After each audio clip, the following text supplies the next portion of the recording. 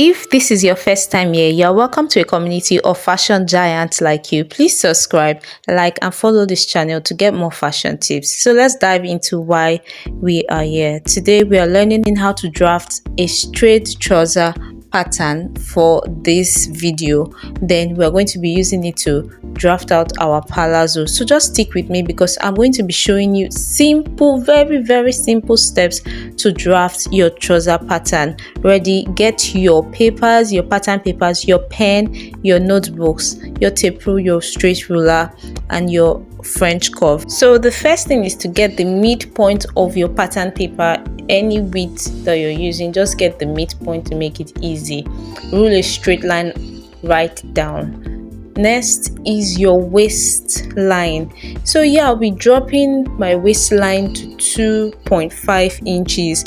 You can decide to start your waistline at the very edge of the paper if that is fine by you, but I will be starting mine here because I'll be using the same paper to draft back pattern. It makes it very easy. You can use your tracing wheel to trace it out on a different pattern if you want.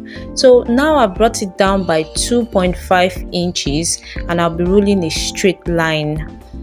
Use your straight ruler to rule it straight, please. Let it be very straight so that you don't have curvy edges. Now that is my waist.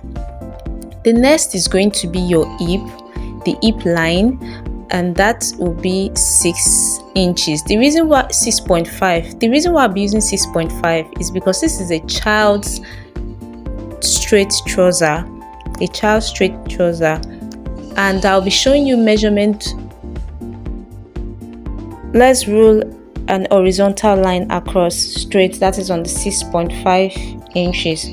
The next line, the next horizontal line is the crotch.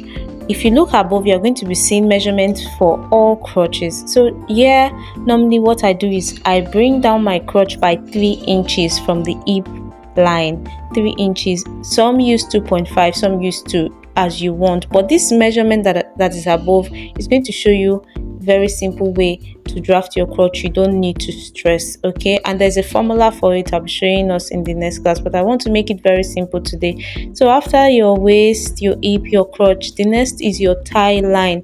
Your thigh line, you'll be drawing that horizontally. You're going to measure your waist, hip, thigh, ankle on your client's body, and if you're ready to wear fashion business owner, you can use a chart.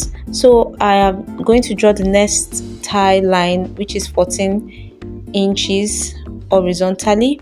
The next is going to be my ankle.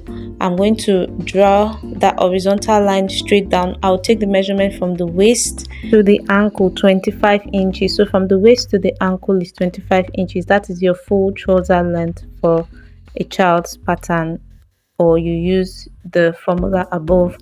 Now the next thing is waist circumference, and the waist circumference is 24. I divided 24 by 4, which is 6. So I'm going to be measuring 6 inches on the waist. And how will I do that?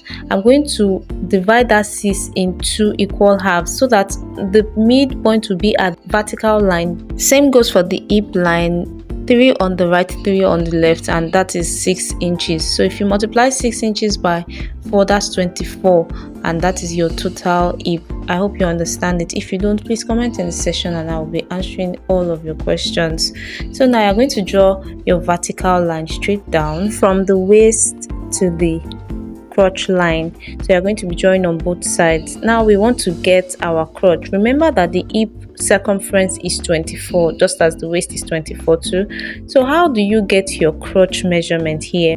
So it's total hip times 1/20. That's 1/20th of your total hip. That's if your hip is 24 times 1/20. Do you understand this? So 1/20th of 24 is 1.2. So I added 1.2 on the crotch line, and I'm going to be drafting, or let's say I will curve in from my waist to the crotch line.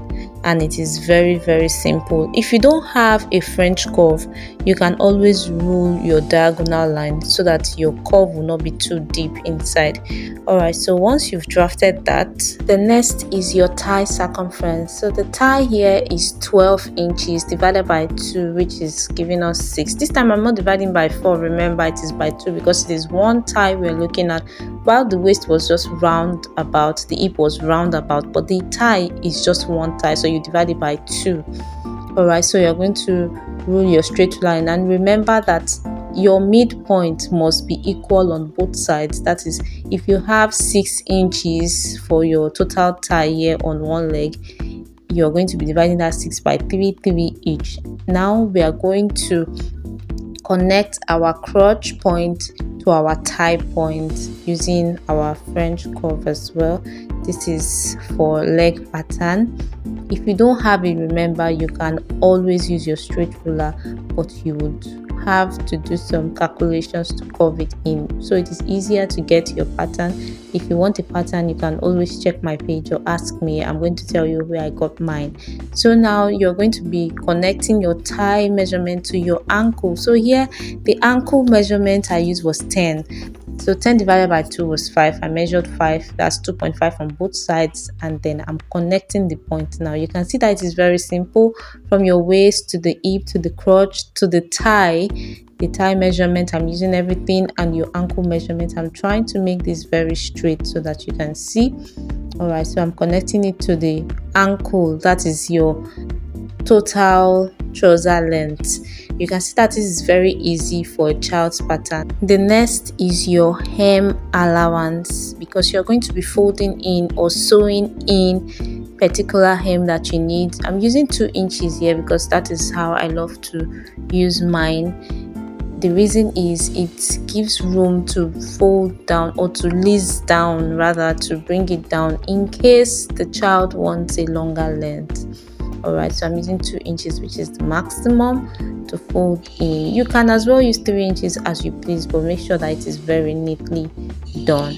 You connect it with dotted lines. Ensure to add your sewing allowance ½ inch. Don't use more than ½ inch so it will not bulge too much at the side.